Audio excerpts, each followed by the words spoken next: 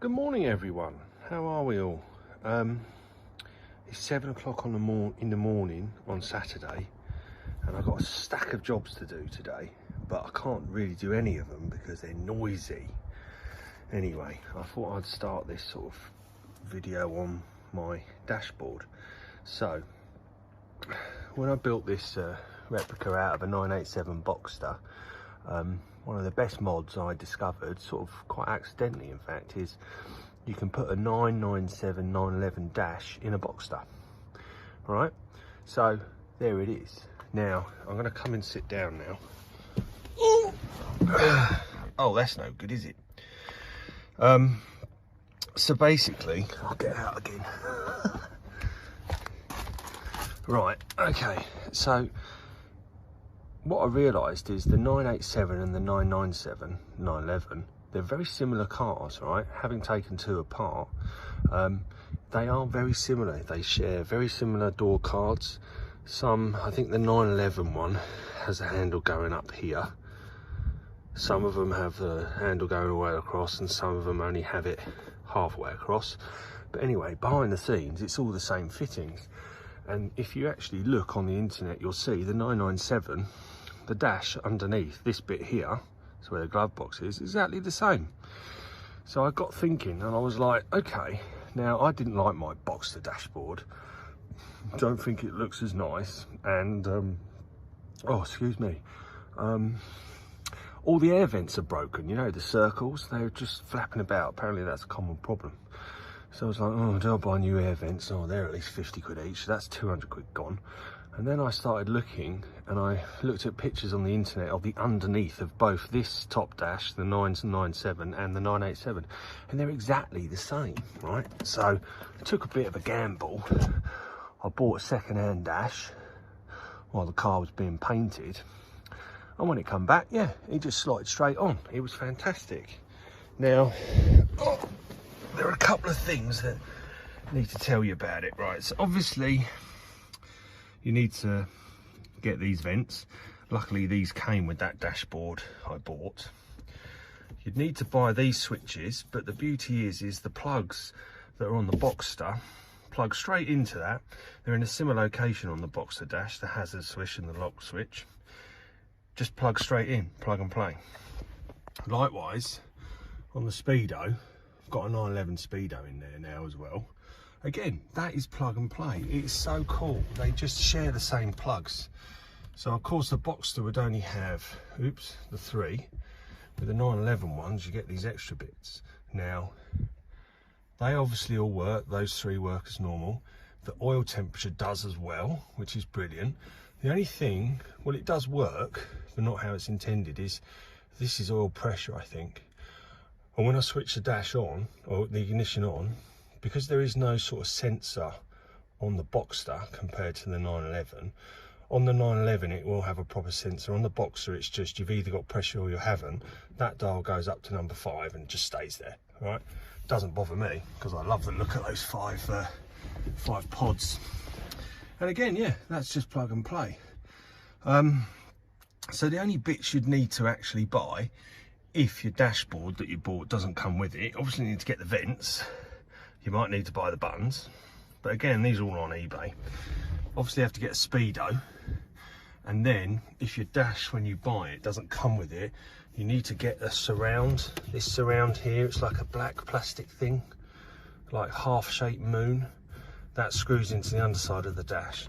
And then the only other thing that you need to buy, and I got these direct from Porsche, you see this bit of plastic here, where that reset switch is, that bit of plastic, it's just like a little bridge, but you have to buy that because the Boxster one, you'll see when you take your Boxster dash apart, it'll have something similar to that, but it won't be exactly the same shape.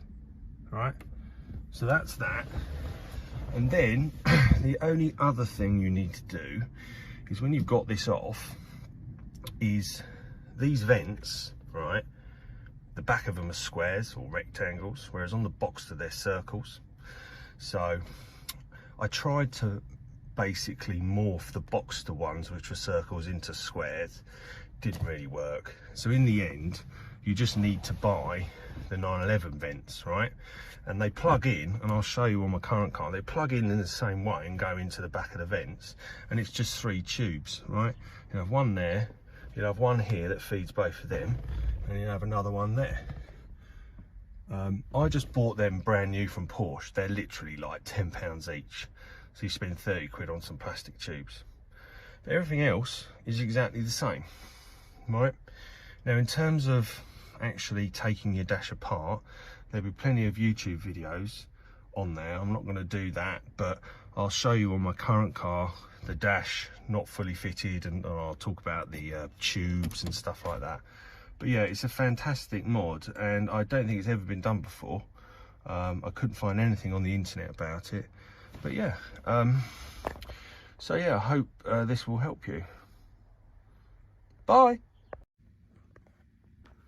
Right, so bear with me. I know it looks a bit scary, but so this is the current stage of my car. You're not going to need to take as much away as I have. I'm just doing other things because I'm obviously building the car. But what I wanted to show you is, in order to get the Boxster dashboard out, there are quite a few bits you need to sort of take away first, because you'll see that the top dash has got mounting points sort of here, here and all along, yeah? So you need to sort of take other bits away first before you can then get to it to unbolt your dash and thus put the new one on. Now, what we have here, let's zoom out a bit. What we have here is, so things like the glove box you're gonna need to take out. You'll have your drinks holder thing. That'll just fit straight in with the other one. You need to take that out as well. That's a bit of a, that's got a couple of Allen bolts, I seem to remember, that were a bit of a bitch to get to. Oh, excuse my language. So yeah, that's a bit awkward, takes time. But yeah, so you need to, and then like the radio, remove all the trim there. I don't think you need to remove the center console there, but you need to remove the radio sort of trim. You might as well take the radio. You might get away with keeping the radio in, but I've obviously have to take a lot of things apart because I'm building the car anyway. But so that needs to come out. There's be like a little cage here where your aircon and radio sit. I think you take that out as well, or certainly the dash bolts to that cage. I've taken it out for now, but you'll see there'll be plenty of videos on there showing you how to sort of take a Boxster dashboard off. Oh, I'm gonna sit down now. Oh, how to take a Boxster dashboard off, and the fitting is just basically the reversal of the removal. It would help if you take your steering wheel off, yeah, because that will get in the way.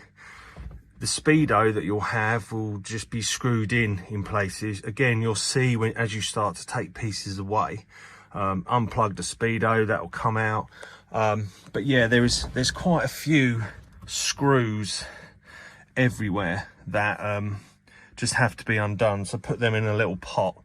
But yeah, effectively, you sort of take the bottom out, the trim under the steering wheel here, just sort of remove it all. You know, just be careful with, like, say, your switches for your lights, etc., and your ignition. Just put them out the way, tie them up. And literally, the way, once you get to this stage, you'll be able to pull the Boxster dash off, and you'll see how it all fits together. Now, the airbag will bolt underneath here, right? You won't need to take that out, I don't believe. Or do you? I can't remember now. Obviously, if you're obviously mucking around with airbags, make sure you disconnect the battery and leave it for a bit, because it can be dangerous. It might be worth taking off these plastic side trims as well, because they just sort of get in the way, and you can always pop them back on later. I mean, I've got all this stuff removed up here, but you know, you wouldn't need to do that. And if I just show you these plastic tubes, right? So the way, see where my finger is now? So basically, for the first aircon, it comes up like that and splits out into two. So you need to buy this one, which has a double. And then you'd need to buy this one, which you can see the aircon tube comes down here, and it's just this bit here. It's like a trumpet. a Vuvuzela. Do you remember them? And yeah, and then you can see with the air vents, they will just push in and sit inside the square hole like that. Square holes, and there'd be one on the other side. I can't see. Oh, I'm leaning over. Yeah, you probably can't see it there. If you look at my finger, where my finger is there, that's basically it. Pretty obvious sort of how it all works.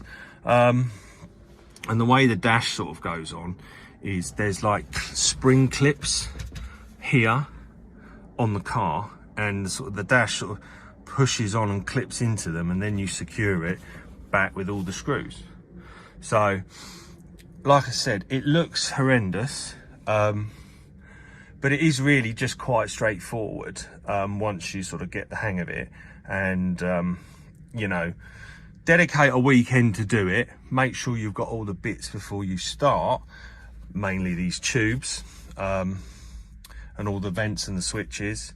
I mean, you could get it to a certain stage as long as you've got the wires coming out for the switches here, and get the vents at a later date. But yeah, literally there's no sort of modification to the original Boxster wiring or anything like that, because, you know, they've been designed to be the same car underneath, I guess, to save costs. And then yeah, the 911 just has, I think, a prettier dash. So yeah, chances of you finding that bit that goes there secondhand quite slim, but they're not much from a Porsche dealer, maybe about 40 quid. So yeah, I've got a chrono one for here. Obviously you don't need to that, the car didn't have chrono, but I like the look of it, so I'm just going to have me chrono there. But yeah, and yeah, I had a bit of an accident with the windscreen, but I don't like to talk about it. What you'll find is your Boxster will have like these trim pieces that go here. There'll be a sort of a speaker cover there and there. They're all interchangeable as well. So if you buy a dash and it like this, it didn't come with those bits, you can just use your old Boxster ones, yeah, and they fit on. Especially if you've got Boxster ones that are leather there, because they're quite nice to keep. If you look on the other white car, I've got the same thing. Yeah, so there you go. I mean, if you don't want to go down the whole Speedo route, you could fit back your Boxster one. So I've just still got my Boxster one in there for now. But you might have to be a bit creative and sort of fill these gaps, the holes. But yeah, I mean, it's not a cheap mod, be honest with you.